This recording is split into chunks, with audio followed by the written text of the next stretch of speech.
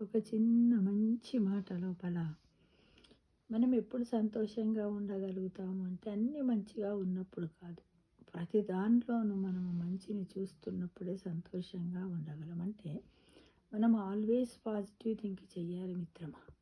కానీ ఏదో అనుకుంటూ ఏదో చేస్తూ ఉన్నట్టయితే అలానే ఉంటుంది. ఎలా ఉంటుందంటే మనం అందరం కూడా జనం ఏం చేస్తున్నారు, నిజాన్ని నమ్మట్లేదు. అబద్ధాన్ని నమ్మినంత తొందరగా నిజాన్ని నమ్మడం లేదు. కానీ అది ఎలా ఉంటుంది, విషములాగా ఉంటుంది. విషము పనిచేసినంత వేగంగా ఔషధం పనిచేయదు కదా. అయితే అబద్ధం అనేది విషము లాంటిది, నిజము అనేది ఔషధం లాంటిది, అంటే ఒక మందు లాంటిదని తెలుసుకో మిత్రమా. ఎందుకంటే ఈ విధంగా ఉంటుంది. కాబట్టి మనం అందరం కూడా ఒక నిమిషం ఆలోచించాలి, ఏమిటి, ఎలా ఉండాలి, అబద్ధాలు చెప్పడం వల్ల మనకి ఏమన్నా అవసరమా అనేది. ఇంకొకటి ఏంటంటే మనము జీవించడానికి అబద్ధాలే సంపాదన కాకూడదు. జీవించడానికి సంపాదించాలి. ఏంటిది, నిజాన్ని సంపాదించాలి.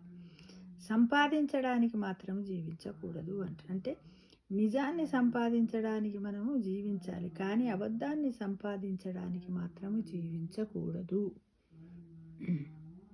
ఇక వేలాది మంది మనుషుల్లో ఎవరో ఒకరు మాత్రమే సంపూర్ణ సిద్ధికి, అంటే ఆధ్యాత్మికంగా ప్రతి ఒక్కరు కూడా ప్రయత్నిస్తున్నారు.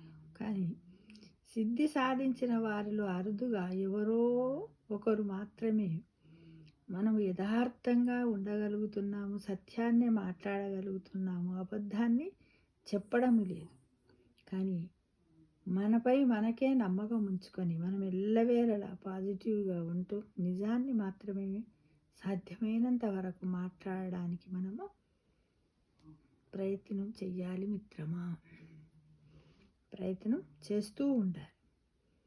మనకు వందల మంది స్నేహితులు ఉంటారు, అంతమంది కూడా మనకు అవసరం లేదు. కానీ ఒక మంచి మిత్రుడు ఉంటే చాలు. ఎలాంటి వాళ్ళు అంటే మన వెనక ఎవరైనా చెడుగా మాట్లాడితే సహించని ఒక మిత్రుడు. అంటే మనం పోతూ ఉంటాము, మన ముందర ఇలా వెళ్ళిపోయిన తర్వాత మన వెనకాల మాట్లాడినప్పుడు మన గురించి వాళ్ళు మాట్లాడిన మాటలను సహించినటువంటి ఒక మంచి మిత్రుడు ఉంటే చాలు అని మనం గర్వపడాలి మిత్రమా.